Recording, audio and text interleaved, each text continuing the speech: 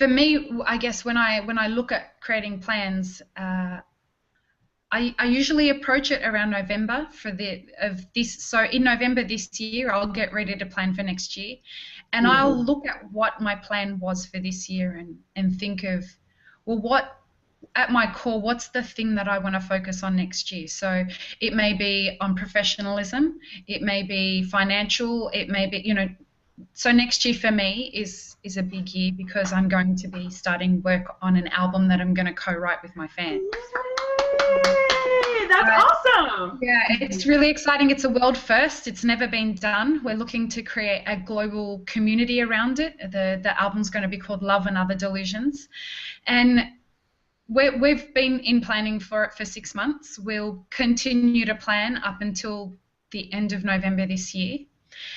And the idea next year is to have the focus, and the core goal for next year is around the album release, creating and releasing the album. So all the planning that I create for next year will be around that. So when I have the full goal for the year, that's when I start breaking it down to quarterly goals. And then when I have what the quarterly goals are, then I can look at it and break it down into monthly goals. And once I have the monthly goals, then I know what the things that I need to achieve for each week are. On top of my music career, though, I have the Music Spring, and we're looking at expanding the Music Spring next year. So planning is so important to my lifestyle, because if I'm not prepared and planned, something's going to go awry.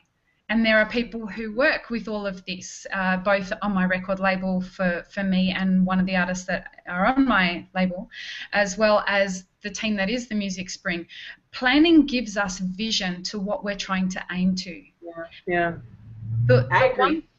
The one thing that I will say, and I guess the hardest part about planning, is when shit falls over.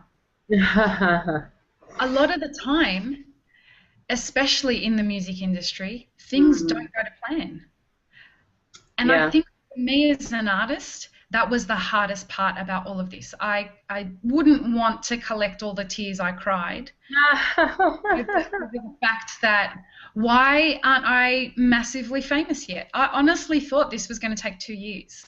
And I've spoken to both of you in our one-on-ones about this, and so many artists think it, that I'm really good at what I do. I really love doing it, and people who hear me perform love what I do. So how come this isn't like at an international level by now? And for me, it was like, all the plans in the world can't make that happen. What you're trying to do as an artist is create a connection, and you can't plan for that connection. You can't plan to get that out there. It works. It's an energy, and it works at its own rate. You can set your intention, and you can set your goals and your purposes, but at the end of the day, we're still learning how to do things in the new music industry.